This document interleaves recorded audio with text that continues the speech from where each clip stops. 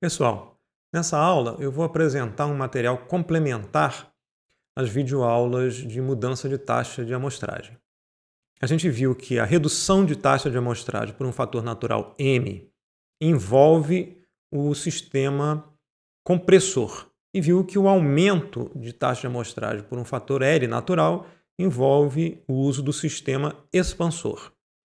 E a gente apresentou, sem demonstrar, as fórmulas que relacionam os espectros da sequência original e da sequência decimada por um fator m, e da mesma forma demonstrou a relação entre os espectros da sequência original e da sequência expandida por um fator L. A ideia aqui é formalizar essas demonstrações. Então, o objetivo da aula é a obtenção do espectro Fourier da sequência expandida e da sequência decimada por um fator natural, em ambos os casos, né? Então, nós vamos considerar primeiro uma sequência x de n, com x pertencente aos complexos, n pertencente aos naturais, e o seu espectro de Fourier, obtido através da DTFT, dado pela definição que a gente viu, né? X de e elevado a j ômega é definido como somatório para todo n de x de n, que multiplica e elevado a menos j ômega n, com um ômega aqui pertencente aos reais. A gente sabe que o espectro de qualquer sequência é uma função 2π periódica. Então, a gente pode particularizar aqui, né, ou selecionar apenas uma região de 2π radianos no ômega, ao invés de fazer a varredura para todo ômega pertencente a R, né, porque a função, né, x de e elevado a j ômega é 2π periódica. Vamos começar pela aplicação de x de n a um sistema expansor por um fator natural L, que gera a sequência expandida x subíndice E de n. A definição é a mesma que a gente viu antes, né? A sequência expandida vai ser definida por x de n dividido por L, quando n dividido por L pertence aos inteiros. No caso aqui, o L é um fator natural, e zero caso contrário. Ou seja, nós vamos acrescentar L-1 zeros a cada duas amostras adjacentes de x de n. Tá? Isso expande a sequência no tempo por um fator natural L.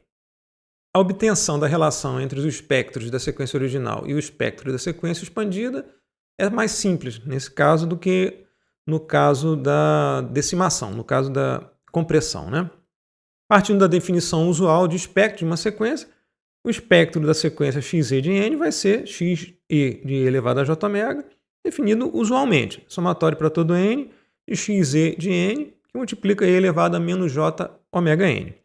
Substituo aqui o xe de n por essa definição, e nota que essa definição, os valores possivelmente não nulos de xe de n são só quando o argumento aqui n dividido por L, né, for inteiro, ok? No caso contrário, o valor de x é zero. Então, eu posso fazer esse somatório aqui, né, para razão n sobre L pertencente a z, né, de xn sobre L, que multiplica e elevado a menos j ômega n. Para todos os outros valores aqui que não sejam n sobre L nos inteiros, né, o valor de x é zero. Ok? Aqui eu faço uma mudança de variável, chamo k de n sobre L, e a gente reescreve essa equação como, né, somatório de k pertencente a z, de x de k elevado a menos j ômega L que multiplica k. Nota que n aqui é k vezes L. Tá, ok? Isso, por definição, é o espectro de x de elevado a j ômega que multiplica L. Nota, né? Pela definição original, né? Se ao invés de ômega aqui eu colocar ômega L, eu só vou afetar aqui esse termo em que vai aparecer aqui menos j ômega Ln. Tá? Então, é a definição aqui do espectro comprimido, né? Nota que isso aqui é uma função de ômega, eu estou fazendo, ao invés de ômega, L ômega. Então, eu estou comprimindo por um fator natural L o espectro da sequência original. Então, a gente chega ao resultado que o espectro da sequência expandida é igual ao espectro da sequência original comprimido por um fator natural L. E aqui a gente avalia para ômega em todos os reais ou em qualquer intervalo, né, de 2π radianos por amostra, já que o espectro é sempre 2π periódico. Nós vamos usar esse resultado que a gente acabou de ver na obtenção do espectro da sequência decimada, que é o que resulta da passagem da sequência original por um sistema compressor por fator m natural. Então, a gente define aqui a sequência decimada, né, x subíndice d de n, como x de m que multiplica n. Novamente com n nos inteiros e m aqui um fator natural. E a gente lembra que xd é construída tomando-se uma a cada m grande amostras de xn. Então isso implica uma versão comprimida, né, no tempo por um fator m grande natural. Bem, agora a gente vai fazer um lembrete aqui que vai ser útil, né, no desenvolvimento que a gente vai fazer acerca de sequências periódicas e o uso da série de Fourier. Suponha que a gente defina aqui uma sequência periódica P de n dado por um trem de deltas de Kronecker, separados por m grande amostras. Né? Nota que essa sequência é um somatório em L, né? E a gente viu, né, que o delta de Kronecker só tem valor não nulo igual a 1 quando n for igual a ml, esse argumento aqui for nulo. Né? Então a gente tem um trem de deltas, né, que estão centrados em que valores de n? N igual a ml, ou seja, múltiplos inteiros do fator natural m. E a gente viu que qualquer sequência periódica pode ser escrita através da representação em série de Fourier, que é dado por duas equações, a equação de síntese e a equação de análise. A gente viu que o P de n pode ser escrito como 1 sobre m, nota que m grande é o período, do somatório em k de 0 até m-1 dos coeficientes da série de Fourier, né, multiplicados por e elevado a j 2π vezes k dividido por m vezes nzinho. Isso para nzinho de 0 até m-1. E quem são os valores secais? Quem são os valores dos coeficientes da série de Fourier? Secais são dados pelo somatório de n de 0 até m-1, de P de n, que multiplica e elevado a menos j 2π vezes k dividido por m, que multiplica nzinho. Isso para k de 0 até m-1. Nota que na equação de análise aqui, né, os secais são dados pela projeção da sequência original, Pn, sobre um período apenas aqui. Não preciso fazer mais nada do que isso, porque toda a informação está contida em um período. E eu estou projetando Pn sobre exponenciais com frequências de 2π vezes k sobre m. Eu não estou fazendo mais a projeção para todo o ômega nos reais. Eu estou fazendo a projeção num subconjunto aqui, enumerável, né, de m frequências dadas aqui por 2π vezes k dividido por m. Tá? A gente viu isso lá no tópico de série de Fourier. Muito bem, agora para essa sequência P de n em questão, como é que a gente obtém os coeficientes da série de Fourier? Aplica a fórmula e a gente nota aqui, né, que no intervalo entre 0 e m-1, P de n só tem um valor não nulo, né, em n igual a 0. E eu posso escrever isso como, né, P de n igual a delta de n. Tá? Então, C de k vai ser o somatório de 0 até m-1 de delta de n e elevado a menos j 2π sobre m, que multiplica k vezes n. Tá? Isso, né, já que tem um delta aqui dentro do somatório, né, e o delta só é não nulo com valor igual a 1 para n igual a 0, esse somatório aqui vai ser reduzido apenas à parcela para n igual a 0. Ou seja, isso aqui é delta de n, que multiplica e elevado a menos j 2π sobre m vezes kn para n igual a 0. Para n igual a 0, delta de n é igual a 1. E para n igual a 0, e elevado a menos j vezes 0 é igual a 1 também. Então, ck é igual a 1 para todo k. E agora eu escrevo o P de n através da fórmula de síntese. Vai ser 1 sobre m, somatório de k de 0 até igual a m-1. Ck é igual a 1, que a gente viu antes, né? E elevado a j 2π vezes k sobre m vezes o nzinho. Essa aqui é a frequência ωk, é o conjunto de frequências ωk, que a gente viu, né, que para um sinal m periódico, né, as únicas frequências não nulas, né, do espectro de P de n são 2π vezes k dividido por n.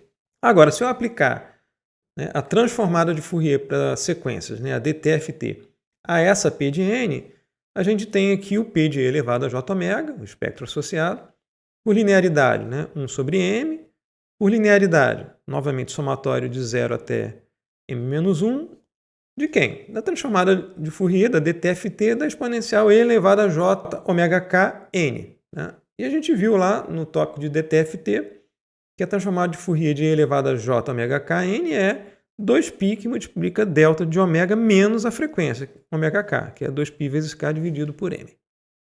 E aqui eu estou particularizando a faixa de ômega para entre menos π e π. Nota, né, que esse espectro é 2π periódico. Né? Se eu quisesse representar isso para todo ômega, teria mais um fator aqui, mais 2πr, mais um somatório aqui envolvido, né, para poder repetir, né, esse espectro aqui de 2π em 2π. Então aqui eu estou me restringindo ao intervalo entre menos π e π radianos por amostra. A gente vai usar esse resultado no desenvolvimento, né, do que a gente quer, que é o espectro, né, da sequência decimada. Agora a gente volta ao desenvolvimento da obtenção do espectro de Fourier de xd de n, da sequência decimada por um fator m. E qual é o objetivo aqui? É desfazer, né, essa compressão temporal. Tá?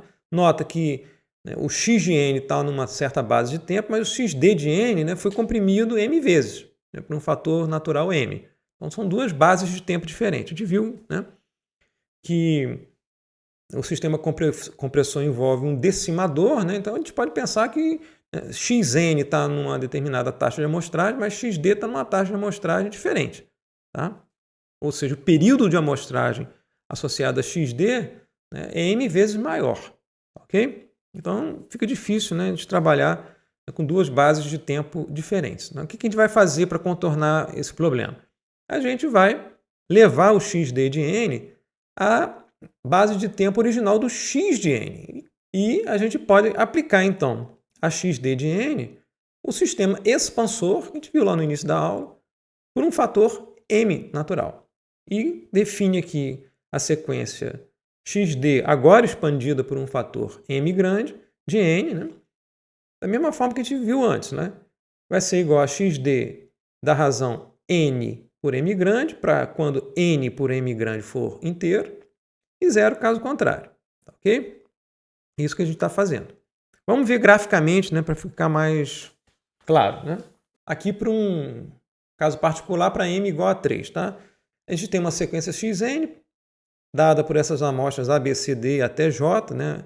A gente tem aqui 10 amostras. Tá, ok?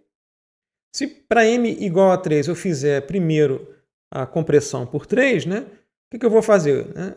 Vou pegar essa amostra aqui, vou pular essas duas, né? Depois a amostra D vem parar aqui para n igual a 1. Eu estou fazendo uma compressão no tempo. Okay? Nota que esse cara aqui, né? Essa amostra J, veio parar aqui, né? De 9 para 3. Tá? Então, estou fazendo uma compressão no tempo.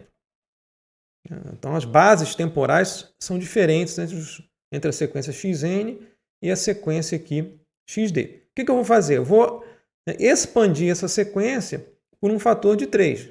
Né? E aí, pela definição, o que eu vou fazer? Eu vou colocar m-1, ou seja, 2 zeros a cada duas amostras adjacentes aqui da sequência xd. Então, essa aqui fica aqui, né, em n igual a 0, coloco 2 zeros. Essa amostra D vem parar novamente aqui na posição 3, nota que ela estava na posição 3, lá em cima, né? E assim por diante. Né? A gente percebe, então, que na sequência xde de n, né, os valores das amostras estão nos instantes de tempo originais da sequência xn. Okay? Só que essas amostras intermediárias aqui, que foram perdidas durante a decimação, agora têm valores nulos. E a gente coloca aqui embaixo, por exemplo, né, a sequência Pn para m grande aqui igual a 3. É um trem de deltas de Kronecker, né, com período igual a 3. Né? A gente nota, né, o quê? Que se eu multiplicar o P pelo xde, não muda nada, né? Porque as amostras não nulas, possivelmente, da sequência xde, coincidem com as amostras não nulas da sequência P de n. Mesma coisa para as amostras nulas. Né? Aqui no meio do caminho as amostras são nulas. Né? Aqui é 0, 0 e assim por diante. Né? Valores nulos aqui no meio do caminho. Tá? Então eu posso escrever o xde de n como xde de n que multiplica o P de n. E nota, né? Isso é idêntico a eu fazer o x de n multiplicado por quem? Pela P de n. Nota que ao multiplicar o P de n por x de n, eu vou preservar aqui a amostra de valor A, depois a amostra de valor D, depois a amostra de valor G e assim por diante. Né? Então, essa multiplicação, né, xde vezes n é exatamente igual a x de n que multiplica Pn. Okay? Então, dá para ver mais claramente de forma gráfica aqui essa relação. E essa relação aqui vai ajudar a gente a obter o espectro de x em relação ao espectro xde, né? E depois a gente relaciona o espectro de xde com o espectro de xd, que é o que a gente quer de fato. Né?